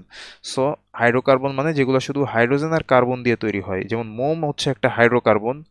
সো কঠিন কার্বন ডাই অক্সাইড হচ্ছে ঊর্ধ্বপাতিত বস্তু বা যাই হোক মানে কঠিন পদার্থ, কার্বন ডাই অক্সাইড হচ্ছে ঊর্ধ্বপাতিত পদার্থ, মানে এটাকে তুমি যদি তাপ দাও তরলে পরিণত না হয়ে সরাসরি বাষ্পে পরিণত হয়ে যাবে। ন্যাপথলিন আমরা সবাই চিনি, এটাকে তাপ দিলে সরাসরি বাষ্পে পরিণত হয় তরলে পরিণত না হয়ে। সো এটাও একটা ঊর্ধ্বপাতিত পদার্থ। এরপর আয়োডিন, অ্যালুমিনিয়াম ক্লোরাইড, এগুলো হচ্ছে তাপ প্রদান করা হলে সেগুলো তরলে পরিণত না হয়ে সরাসরি বাষ্পে পরিণত হয়। এই পদার্থগুলোকে ঊর্ধ্বপাতিত পদার্থ বলা হয়। যেমন কঠিন ন্যাপথলিনকে তাপ দিলে সেটি তরল না হয়ে সরাসরি গ্যাসীয় পদার্থে পরিণত হয়। আমি মনে হয় একটু বেশি রিডিং পড়ে ফেলতেছি, সো এটাকে স্কিপ করতে হবে আমাদেরকে রিডিং পড়াকে। সো এটা হচ্ছে ঊর্ধ্বপাতন। সো কোনো কঠিন পদার্থের মিশ্রণের মধ্যে যদি একটি ঊর্ধ্বপাতিত পদার্থ মিশ্রিত থাকে তাহলে ওই ঊর্ধ্বপাতিত পদার্থকে মিশ্রণ থেকে সহজেই পৃথক করা যায়। যেমন খাবার লবণের সঙ্গে অ্যামোনিয়াম ক্লোরাইড বা নিশাদল মিশ্রিত থাকলে ঊর্ধ্বপাতন প্রক্রিয়ায় নিশাদলকে আলাদা করা যায়। কারণ এই যে ammonium chloride, sorry sodium chloride, এটার কিন্তু তোমার স্ফুটনাঙ্ক অনেক বেশি, বাট সেই তুলনায় অ্যামোনিয়াম ক্লোরাইডের স্ফুটনাঙ্ক অনেক কম। সো দুইটা একসাথে ধরো যে মিশ্রিত থাকলো, ঠিক আছে। সো ধরো যে এই যে তোমার হচ্ছে একটা পাত্র আছে, এর উপর একটা ঢাকনা দিয়ে ঢেকে রাখছো, ঢেকে রাখার পরে তুমি কি করছো, এর উপর ধরো যে এক খণ্ড বড় মানে বরফ, ঠিক আছে, বড় একটা বরফ খণ্ড তুমি দিয়ে রাখছো। সো এখানে যে তাপ দিচ্ছ তুমি, তাপ দেওয়ার কারণে এই অ্যামোনিয়াম ক্লোরাইড ঊর্ধ্বপাতিত পদার্থ, আর সোডিয়াম ক্লোরাইড কিন্তু ঊর্ধ্বপাতিত পদার্থ না, এটা তরল, সমস্যা নাই। আহ, বুঝতে পারছি। ধরো যে হচ্ছে তোমার দুইটাই কঠিন অবস্থায় নেওয়া হয়েছে, ঠিক আছে, সোডিয়াম ক্লোরাইড হচ্ছে লবণ কঠিন অবস্থায় এবং অ্যামোনিয়াম ক্লোরাইড বা নিশাদল এটাও কঠিন অবস্থায় নেওয়া হয়েছে। এর সাথে এখানে আছে হচ্ছে প্লাস, ঠিক আছে, এখানে যাই হোক আমার এখানে এটা দেওয়া হয় নাই, প্লাস এর মধ্যে আছে অ্যামোনিয়াম ক্লোরাইড, এই দুইটাই কঠিন অবস্থায় আছে। এখন দুইটা তুমি মিক্স করে ফেলছো, ধরো যে হচ্ছে তুমি আহ, আটা আর ধরো যে তুমি আহ, চিনি মিক্স করে ফেলছো, এখন আলাদা করবা কিভাবে? এটা কিভাবে করবা সেটা আমি জানি না, বাট কথা হচ্ছে যদি এই দুইটা থাকে তাহলে কিভাবে আমরা এই দুইটাকে আলাদা করতে পারি? তাহলে আমরা জাস্ট তাপ দিব, তাপ দেওয়ার কারণে এই যেহেতু তোমার অ্যামোনিয়াম ক্লোরাইড ঊর্ধ্বপাতিত পদার্থ, সেটা সরাসরি বাষ্পে পরিণত হবে, বাষ্পে পরিণত হয়ে বরফের সংস্পর্শে আসার পরে এই যে এই ঢাকনার গায়ে এটা এখানে জমা হয়ে যাবে। সো ঊর্ধ্বপাতন প্রক্রিয়ায় আমরা এটা পৃথক করে ফেলতে পারবো। আর সোডিয়াম ক্লোরাইড যেহেতু কঠিন থাকবে এবং আমরা যেহেতু তাপমাত্রা 801 ডিগ্রি সেলসিয়াস দিচ্ছি না এত তাপমাত্রা, সো এটা তরলেও পরিণত হবে না, এটা নিচে থেকে যাবে। আর যদিও এটা তরলে পরিণত হইতো আমরা পরে আবার এটাকে ঠান্ডা করে তোমার কঠিন করে ফেলতে পারতাম এবং এটা হচ্ছে তোমার এইখানে জমা হয়ে যেত, ডাইরেক্ট তাপ দিলে গ্যাসে পরিণত হয়ে বরফের সংস্পর্শে এসে আবার কঠিন হয়ে যেত। সো আমরা নেক্সটে যাই। নেক্সট পেজ, এই যে অ্যালুমিনিয়াম ক্লোরাইডের ঊর্ধ্বপাতন, এই যে অ্যালুমিনিয়াম ক্লোরাইডকে তাপ দিচ্ছে, তাপ দেওয়ার পরে এটা তোমার হচ্ছে গ্যাসে পরিণত হচ্ছে, গ্যাসে পরিণত হওয়ার পরে ঊর্ধ্বপাতিত হচ্ছে, ঊর্ধ্বপাতিত হওয়ার পরে বরফখণ্ড দিয়ে এটাকে তোমার আবার সেই গ্যাসকে ঠান্ডা করে এখানে কালেক্ট করতেছে। সো এটা হচ্ছে ঊর্ধ্বপাতন, ঠিক আছে। সো কোনো কঠিন পদার্থের মিশ্রণের মধ্যে একটি ঊর্ধ্বপাতিত পদার্থ মিশ্র থাকলে সহজে পৃথক করা যায়। এই যে এই দুইটার উদাহরণ আমরা দেখলাম, কঠিন অবস্থায় ঊর্ধ্বপাতিত পদার্থে তাপ প্রয়োগ করতে থাকলে ঊর্ধ্বপাতিত পদার্থ সহজেই বাষ্পীভূত হয়। আয়োডিন মিশ্রিত খাদ্য লবণের সাথে খাদ্য লবণের মধ্যে আয়োডিন একটি ঊর্ধ্বপাতিত পদার্থ, ঠিক আছে। সো যদি আয়োডিনযুক্ত খাদ্য লবণ থেকে আমরা আয়োডিন আলাদা করতে চাই সেক্ষেত্রে আমরা ঊর্ধ্বপাতন প্রক্রিয়া আলাদা করতে পারবো। কিন্তু এখানে আরেকটা উদাহরণ দেওয়া আছে, বালি এবং গ্লুকোজের মিশ্রণের মধ্যে কোনো ঊর্ধ্বপাতিত পদার্থ নেই, ঠিক আছে। সো বালি হচ্ছে সিলিকন ডাইঅক্সাইড SiO2, আর গ্লুকোজের সংকেত তো আমরা জানি নাকি, C6H12O6, এই দুইটাকে তুমি মিক্স করে ফেলছো। সো এই দুইটাকে তুমি কিভাবে পৃথক করবা? সো এটা কিন্তু তাপ প্রয়োগ করে বা ঊর্ধ্বপাতন প্রক্রিয়ায় বালি এবং গ্লুকোজকে আলাদা করা যাবে না। সো এই ক্ষেত্রে হয়তো অন্য আরেকটা পদ্ধতি ইউজ করা যেতে পারে, সেটা হতে পারে ফিল্টার পেপার। সো ফিল্টার পেপারকে তুমি এমনভাবে ভাঁজ করবা যেন হচ্ছে এটা তোমার কোনের মতো করে তৈরি হয়। সো এর মধ্যে তুমি বালি মিশ্রিত গ্লুকোজকে ঢালবা এই ফিল্টার পেপার থেকে, এর মধ্যে ফিল্টার পেপারের মধ্যে বালি জমে থাকবে এবং গ্লুকোজের যে পানি, গ্লুকোজ মিশ্রিত পানি, এটা চুয়ে চুয়ে পড়বে এবং এটা তুমি হচ্ছে কালেক্ট করে নিতে পারবা, ঠিক আছে, according to the best of my understanding. So আশা করি যে তোমরা এটা বুঝতে পারছো। সো আমরা নেক্সটে যাই, ঠিক আছে।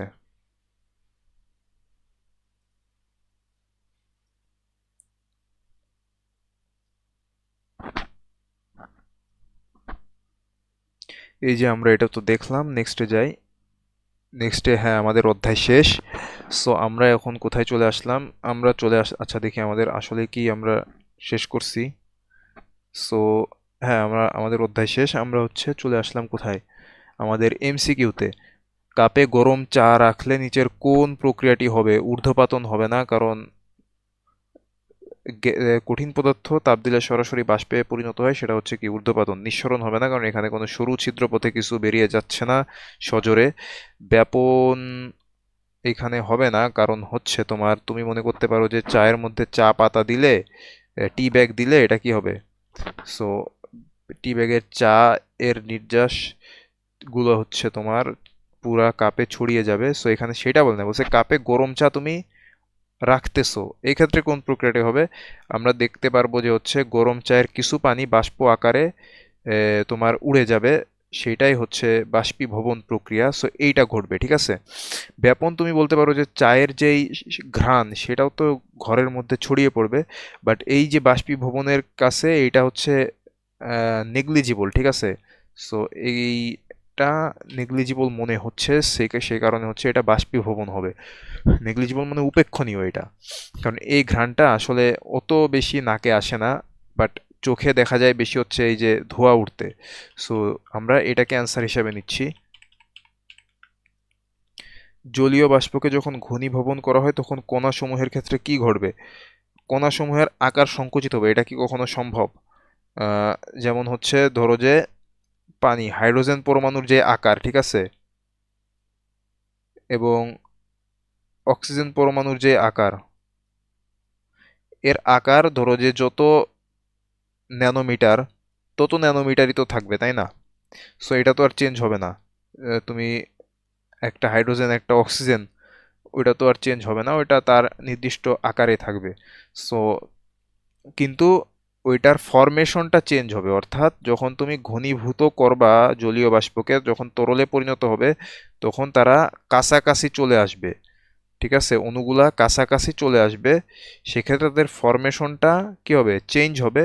সেক্ষেত্রে আকার সংকুচিত হবে, কি সেটা হচ্ছে তোমার টোটাল যেই তোমার জলীয় বাষ্প বা H2O পানি থাকবে, সেইটা সংকুচিত হয়ে আসবে তরলে, এবং বরফে পরিণত করলে সেইটা আরও সংকুচিত হবে, তাদের এই ফরমেশনগুলো আরও কাছাকাছি আসবে, তখন তারা কি হবে? কঠিনে পরিণত হবে। বাট এই কণাসমূহের কি হবে? আকার সংকুচিত হবে না, একই একই অবস্থানে কাঁপতে থাকবে, শক্তি নির্গত করবে, চলাচল করতে থাকবে। কণাগুলোকে একই অবস্থানে কাঁপতে থাকে তরলের ক্ষেত্রে, তরলের ক্ষেত্রে কিন্তু অ্যাকচুয়ালি তোমার কণাগুলো, আমরা তরলকে যদি স্থির দেখি, ঠিক আছে, মানে স্থির একটা গ্লাস, বাট এখানেও আসলে তরলের অভ্যন্তরে মলিকিউলার লেভেল বা কণাগুলো যেগুলো আছে, মানে কণার বা অণু লেভেলে, সেগুলো কিন্তু চলাচল কন্টিনিউয়াসলি করতে থাকে, ঠিক আছে।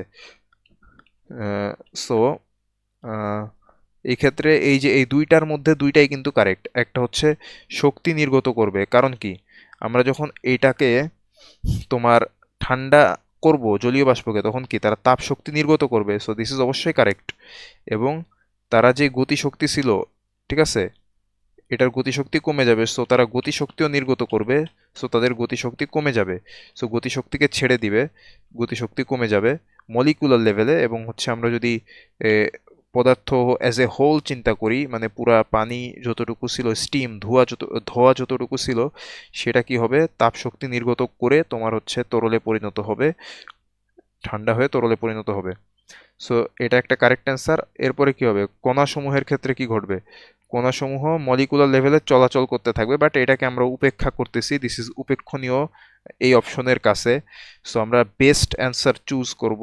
বেস্ট অ্যান্সার হচ্ছে শক্তি নির্গত করবে, চলাচল করতে থাকবে, এটা হচ্ছে তোমার, এখানে আমরা নিচ্ছি না, যদিও মলিকুলার লেভেলে তরলের ক্ষেত্রে কি হবে, চলাচল করতে থাকবে তোমার হচ্ছে অণুগুলা আহ, পানির মধ্যে, ঠিক আছে। সো আমরা এখানে অ্যান্সার নেব শক্তি নির্গত করবে।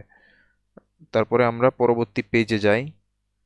পরবর্তী পেজের নিচের কোন চিত্রটি ঊর্ধ্বপাতনের ক্ষেত্রে প্রযোজ্য? ঊর্ধ্বপাতনের ক্ষেত্রে হচ্ছে তোমার আহ, কঠিন পদার্থ তাপ দিলে সরাসরি কি হচ্ছে, গ্যাসে পরিণত হচ্ছে। সো দিস ইজ তোমার কি, ঊর্ধ্বপাতন, ঠিক আছে। তারপরে কি, তারপরে হচ্ছে তোমার বলছে অজানা কঠিন বস্তু জেড এর তাপীয় বক্ররেখা চিত্র হতে বোঝা যায় জেড বস্তুটির গলনাঙ্ক 54 ডিগ্রি সেলসিয়াস। আচ্ছা, এটার জন্য তোমাদেরকে দুইটা গ্রাফ বুঝতে হবে, ঠিক আছে। সো আমরা ওই দুইটা গ্রাফে চলে যাই। এই যে একটা গ্রাফ, সো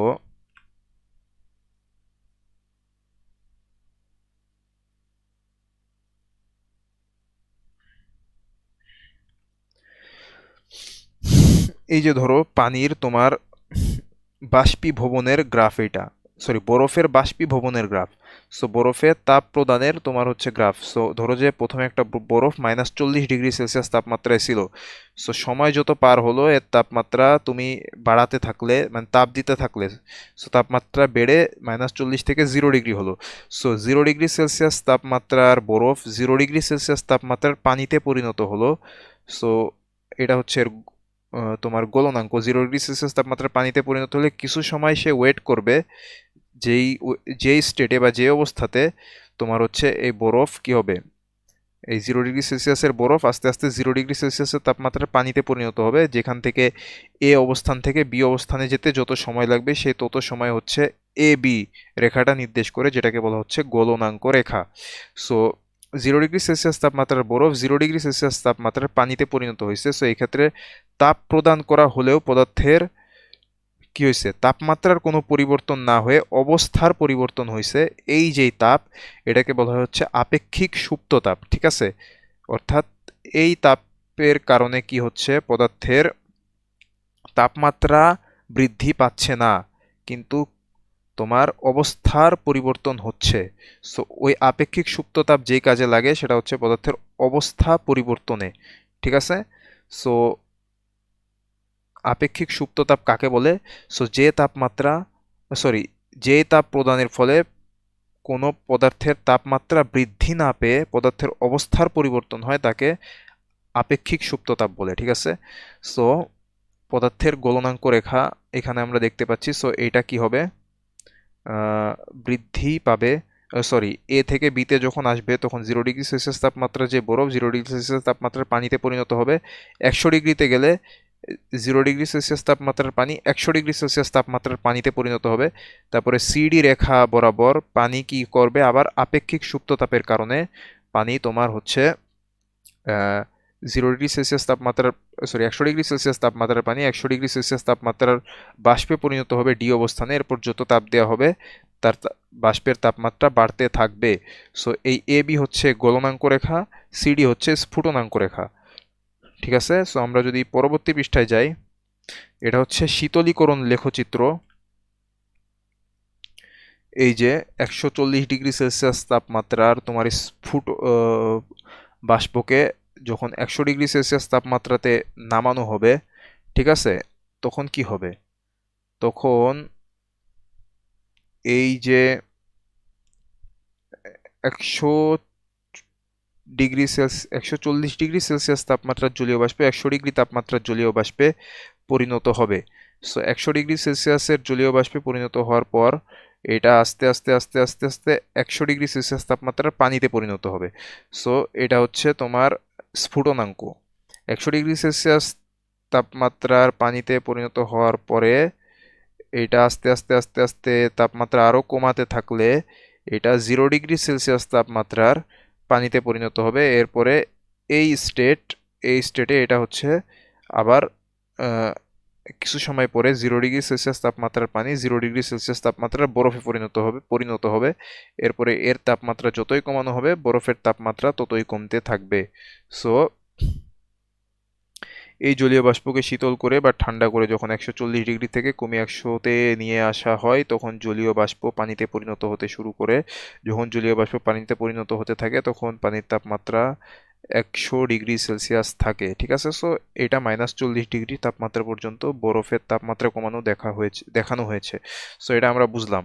সো আমরা এর আগের পেজে দেখলাম যে হচ্ছে এবি হচ্ছে গলনাঙ্ক রেখা, সিডি হচ্ছে স্ফুটনাঙ্ক রেখা, ঠিক আছে। সো এইটার সাথে যদি আমরা কম্পেয়ার করি, এটার সাথে কম্পেয়ার করলে আমরা আমরা এই যে এটাকে গলনাঙ্ক এবং এটাকে স্ফুটনাঙ্ক রেখা বলতে পারি। সো এবি ও সিডি গলনাঙ্ক স্ফুটনাঙ্ক রেখা, ঠিক আছে। সো আমরা এটাকে নিলাম। সো এখানে গলনাঙ্ক 54 ডিগ্রি সেলসিয়াস কিন্তু হবে না, দেখতে পাচ্ছ। সো অলরেডি এটা বাদ। তাহলে যেহেতু গলনাঙ্ক 54 ডিগ্রি সেলসিয়াস তাপমাত্রা না, তাহলে অ্যান্সার হবে বাকি দুইটা, 2 আর 3। সো 2 আর 3 দেখাবো, বাকিটা পড়ারও দরকার নাই, ঠিক আছে। সো এটাই হচ্ছে অ্যান্সার। আর জেড বস্তুটি উদ্বায়ী পদার্থ। উদ্বায়ী পদার্থ মানে হচ্ছে মানে এটা হচ্ছে যে কোনো কম তাপমাত্রাতে এটা বাষ্পে পরিণত হয়ে যায়। সো হইতেই পারে এটা উদ্বায়ী পদার্থ। যেমন পানিকেও কিন্তু কোনো ক্ষেত্রে উদ্বায়ী পদার্থ, মানে অনেক ক্ষেত্রে না আর কি, পানিকে উদ্বায়ী পদার্থ বলা যেতে পারে। এটা কম তাপমাত্রায় বাষ্পে পরিণত হইতে পারে, এমনকি পানির যে স্ফুটনাঙ্ক সেইটার নিচেও এটা বাষ্পে পরিণত হইতে পারে। যেমন তুমি ধরো যে আজকের তাপমাত্রা ধরো যে তোমার 26 ডিগ্রি সেলসিয়াস, ঠিক আছে। এখন আজকে সকালে বৃষ্টি হয়েছিল। সো এই যে রাস্তায় এখানে কিছু পানি জমে আছে বৃষ্টির কারণে। সো দেখবা যে দুপুর হওয়ার আগেই পানি এখান থেকে শুকিয়ে গেছে। সো এটা কিন্তু 100 ডিগ্রি সেলসিয়াস তাপমাত্রায় কিন্তু যাওয়া লাগে না। আজকের তাপমাত্রা 26 ডিগ্রি সেলসিয়াস ছিল, 26 ডিগ্রিতেই কিন্তু এই পানি বাষ্প হয়ে গেছে। সো এটাকে আমরা উদ্বায়ী পদার্থ বলতে পারি। সো এটা পানি না হয়ে যদি অন্য পদার্থ হয়, সো এটা যেহেতু গলনাঙ্ক 54 ডিগ্রি সেলসিয়াস, ঠিক আছে। সো এইটা যেহেতু হবে না, সো এটা উদ্বায়ী বস্তু হতেই পারে। সো এইটা যেহেতু হবে না, সো আমরা বাকি দুইটাকে অটোমেটিক অ্যান্সার দিয়ে নিচ্ছি, এটা এত ভাবারও দরকার নাই, ঠিক আছে। সো এটা পানি না অবশ্যই। সরি, পানি হইতেই পারে। না, পানি না, কারণ কি এটার 154 ডিগ্রি সেলসিয়াস কি, এটার হচ্ছে গলনাঙ্ক, ঠিক আছে। সো এটা উদ্বায়ী পদার্থ হতে পারে, এটা পানি না অবশ্যই, কারণ পানি হলে এখানে 100 ডিগ্রি সেলসিয়াস থাকতো। সো আমরা এমসিকিউ এটা দেখলাম। পরবর্তী পেজে কোনটির ব্যাপন হার বেশি, এখানে হচ্ছে তোমার আণবিক ভর যার সবচেয়ে কম তার ব্যাপন হার সবচেয়ে বেশি, সেটা সবচেয়ে হালকা গ্যাস। সো এই যে অ্যামোনিয়া, এটার আণবিক ভর সবচেয়ে কম 17। সো এটার ব্যাপন হার সবচেয়ে বেশি। আশা করি তোমরা আণবিক ভর সম্পর্কে জানো। আমি তোমাদেরকে আজকের ক্লাসেও একটু ধারণা দেওয়ার চেষ্টা করছিলাম। সাধারণত দেখা যায় যে যেগুলো হচ্ছে পারমাণবিক ভর বিজোড় সেগুলোর হচ্ছে ডাবল করলেই সেটার, সরি, পারমাণবিক সংখ্যা বিজোড়, সেটার আহ, সেটার হচ্ছে ডাবলের সাথে এক যোগ করলে হুম, আচ্ছা, 1 মিনিট। যেমন নাইট্রোজেনের হচ্ছে পারমাণবিক ভর 7, এটার কিন্তু তোমার 14 হচ্ছে, সরি, পারমাণবিক সংখ্যা 7, তাহলে এটার পারমাণবিক ভর হচ্ছে 14। হাইড্রোজেনের পারমাণবিক সংখ্যাও 1, ভরও 1, 14, আর হাইড্রোজেন 3টা 17। যেমন সালফারের কিন্তু কি, উম, সালফারের পারমাণবিক সংখ্যা 16। সো এটাকে ডাবল করলে 32। সো এভাবে মনে রাখা যায়। আবার কার্বনের হচ্ছে তোমার 6 পারমাণবিক সংখ্যা। Hydrogen, helium, lithium, beryllium, boron, carbon, কার্বনের 6। কার্বনের প্রোটন 6টা, ইলেকট্রন 6টা। সো কার্বনের পারমাণবিক সংখ্যা 6। তো 6কে ডাবল করলে 12 হচ্ছে পারমাণবিক ভর। কিন্তু সবগুলোর ক্ষেত্রে আবার মিলে না, যেমন অক্সিজেনের মিলে।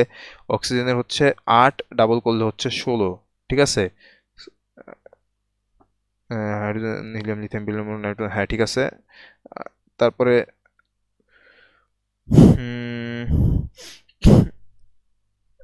সো এটাই।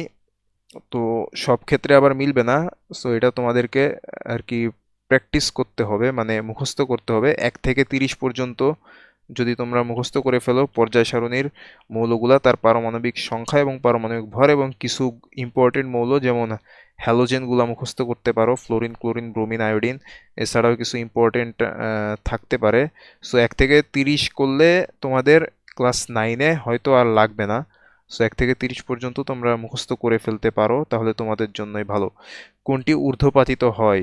সো আয়োডিন একটা ঊর্ধ্বপাতিত পদার্থ, এটা আমরা দেখছি। সো আমরা যাই নেক্সট। নেক্সট হচ্ছে সৃজনশীল। ব্যাপন কাকে বলে এটা তোমরা অবশ্যই পারবা।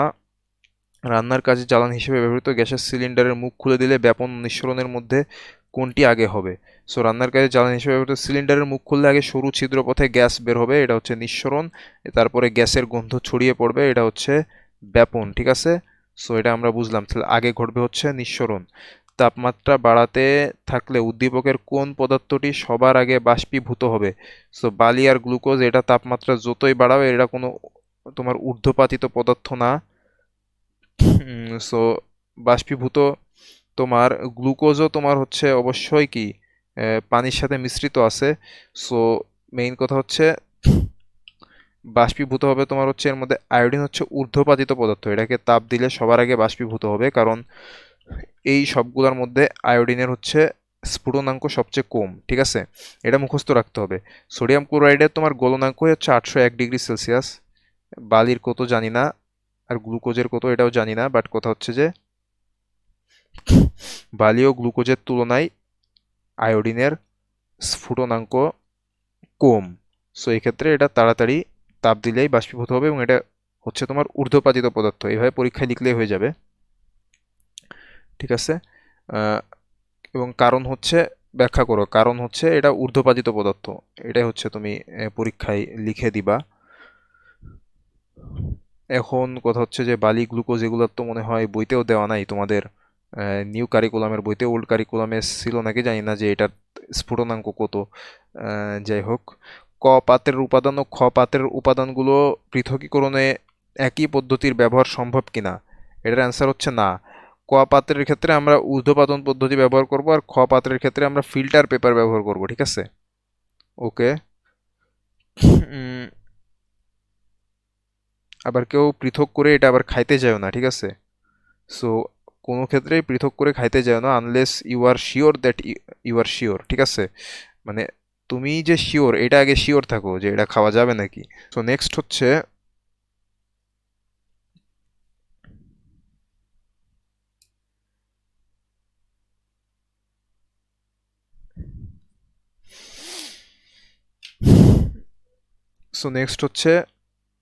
নিঃসরণ কি লিখে দিবা। একই পদার্থের গলনাঙ্ক ও স্ফুটনাঙ্ক ভিন্ন কেন? এটা আশা করি তোমরা পারবা, কারণ গলনাঙ্ক তোমার এটা গলনের ক্ষেত্রে যেই তাপমাত্রার যে পয়েন্ট, সেটা হচ্ছে গলনাঙ্ক। এটা হচ্ছে একটা তাপমাত্রার নির্দিষ্ট পয়েন্ট, মেল্টিং পয়েন্ট, আর একটা হচ্ছে বয়েলিং পয়েন্ট। সো কোনো পদার্থকে তাপ দিলে সেটা অবশ্যই আগে গলে, এই জন্য তার গলনাঙ্ক কম, এবং এটা বাষ্পীভূত হয় পরে। সো এই ক্ষেত্রে তার স্ফুটনাঙ্ক অবশ্যই বেশি। ঠিক আছে, সো এটা কণার গতিতত্ত্ব দিয়ে তোমরা ব্যাখ্যা করবা, যেটা লেখা আছে যে পদার্থকে তাপ দিলে এদের অণু পরমাণুগুলোর মধ্যে আন্তঃআণবিক আকর্ষণ শক্তি কমে যায় এবং অণুগুলো গতিশক্তি প্রাপ্ত হয়, এবং যার কারণে পদার্থের কঠিন অবস্থা ভেঙে গিয়ে তরল অবস্থায় পরিণত হয়, এবং এইটা হচ্ছে আগে ঘটে, এবং এই ক্ষেত্রে একটা নির্দিষ্ট পয়েন্ট বা বিন্দু পাওয়া যায়, এটা হচ্ছে গলন বিন্দু বা গলনাঙ্ক। এবং স্ফুটনাঙ্কের ক্ষেত্রে লিখবা যে হচ্ছে এই তরল পদার্থকে আরো তাপ দিলে এদের মধ্যে অণুগুলোর ছোটাছুটি আরো বৃদ্ধি পায়, গতিশক্তি বৃদ্ধি পায়, তার কারণে তাদের এক পর্যায়ে তাদের মধ্যে আকর্ষণ বল প্রায়ই তোমার হচ্ছে নিঃশেষ হয়ে যায়। সো এই ক্ষেত্রে একটা নির্দিষ্ট পয়েন্ট পাওয়া যায় যে ক্ষেত্রে তারা বাষ্পীভূত হতে শুরু করে কোনো পদার্থ। সো এটা হচ্ছে আরেকটা নির্দিষ্ট পয়েন্ট বা নির্দিষ্ট বিন্দু, এটা হচ্ছে স্ফুটনাঙ্ক। সো গলনাঙ্ক আগে ঘটে, স্ফুটনাঙ্ক পরে ঘটে, এই জন্য দুইটা পয়েন্ট বা দুইটা বিন্দু ভিন্ন হয়ে থাকে থার্মোমিটারে। ঠিক আছে, উদ্দীপকের প্রক্রিয়াটি কোন ধরনের পরিবর্তন ব্যাখ্যা করো। কি বলছে এটা? উদ্দীপকের প্রক্রিয়াটি কোন ধরনের পরিবর্তন? এটা রাসায়নিক পরিবর্তন, কারণ তোমার একটা নতুন এখানে রাসায়নিক বিক্রিয়া ঘটতেছে, যেটা আমি তোমাদেরকে হচ্ছে দেখাইছিলাম আজকে, তাই না? সো ওইটুকু তোমরা আবার দেখে নিতে পারো, এবং বিক্রিয়াও দেখাইছিলাম, রাসায়নিক বিক্রিয়াটা। সো আমরা ওইখানে আবার মুভ করি। রাসায়নিক পরিবর্তন অবশ্যই, এবং এটা হচ্ছে কি প্রক্রিয়া, ব্যাপন প্রক্রিয়া, দুইটাই লিখে দেবে। এখানে কি চাইছে, যদি পরিবর্তন বলে এটা তো অবশ্যই ভৌত পরিবর্তন না, যে জাস্ট পানি ছিল, এটা পানি H2 এ আছে, জাস্ট বরফ থেকে তোমার হচ্ছে পানি হয়েছে, বা পানি থেকে বাষ্প হয়েছে, বা বাষ্প থেকে পানি হয়েছে, বা পানি থেকে বরফ হয়েছে, এরকম তো কিছু না। কিন্তু যদি পরিবর্তনের কথা বলে সেক্ষেত্রে এখানে কি হয়েছে তোমার, এখানে ছিল হচ্ছে হাইড্রোক্লোরিক অ্যাসিড, এখানে ছিল হচ্ছে অ্যামোনিয়াম হাইড্রোক্সাইড, এখানে তৈরি হয়েছে NH4Cl এর বা অ্যামোনিয়াম ক্লোরাইডের সাদা ধোঁয়া। সো এটা হচ্ছে তোমার রাসায়নিক পরিবর্তন, not physical change, this is chemical change. Okay. So উৎপন্ন সাদা ধোঁয়া এ প্রান্তের কাছাকাছি উৎপন্ন হওয়ার যৌক্তিক কারণ ব্যাখ্যা করো, যেটা আমি দেখাইছিলাম। আবার ওই পেজে একটু যাওয়ার চেষ্টা করি, দেখি।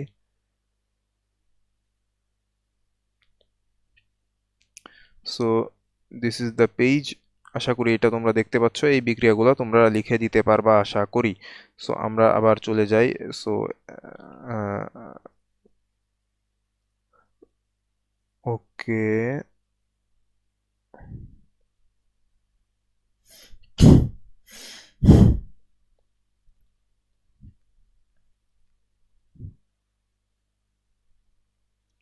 তারপরে একটি বিকারে কিছু বরফের টুকরা রেখে ধীরে ধীরে তাপ প্রদান করা হলো। এক্ষেত্রে সময়ের সাথে বরফের অবস্থার পরিবর্তন লক্ষ্য করা হলো। ঠিক আছে, যেটা আমরা গ্রাফ দেখছি একটু আগে। পাতন কাকে বলে, পাতন কাকে বলে তোমরা সংজ্ঞা এখানে লিখে দিবা। ব্যাপন ও নিঃসরণ বলতে কি বোঝো লিখে দিবা। উদ্দীপকের ঘটনাকে গ্রাফ পেপারে উপস্থাপন করো। সো আমরা কিন্তু গ্রাফটা দেখছি, ঠিক আছে। এই যে বরফে ধীরে ধীরে, এটা বরফের বাষ্পীভবনের লেখ, ঠিক আছে। এটা বাষ্পীভবনের লেখ। উদ্দীপকে উল্লেখিত বরফের পরিবর্তে ন্যাপথলিন ব্যবহার করলে কি ঘটনা ঘটবে? ন্যাপথলিন ব্যবহার করলে এটা, এটা তো ডাইরেক্ট এক কথায় অ্যান্সার দেওয়া যায়, এটাতে আবার কি ব্যাখ্যা করা লাগবে? এটা ডাইরেক্ট তোমার তরলে পরিণত না হয়ে এতগুলা প্রসেস থাকবে না, জাস্ট ডাইরেক্ট বাষ্পে পরিণত হবে, কারণ এটা হচ্ছে ঊর্ধ্বপাতিত পদার্থ। সো আজকের স্লাইড এবং ক্লাস এখানেই শেষ। এই যে গ্রাফ ছিল, এই গ্রাফটা তোমরা দিয়ে দিতে পারো, ঠিক আছে। এই যে তাপমাত্রাগুলা এখান থেকে ঠিক রেখে 0 ডিগ্রিতে আর 100 ডিগ্রিতে একটু এখানে প্রলং করবা। এবং হচ্ছে তারপরে হচ্ছে এটা হচ্ছে শীতলীকরণ লেখচিত্র। ওকে। সো শীতলীকরণ আসলে এটা দিয়ে দিতে পারো, জাস্ট উল্টা। সো এটাই ছিল হচ্ছে আমাদের আজকের ক্লাস।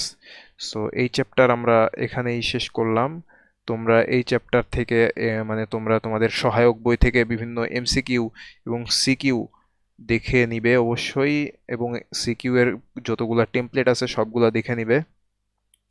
সো আশা করি তাহলে তোমরা এই চ্যাপ্টার থেকে যে কোনো কোশ্চেন আসলে তোমরা সেটা সঠিকভাবে অ্যান্সার করতে পারবে এবং ভালোভাবে অ্যান্সার করতে পারবে।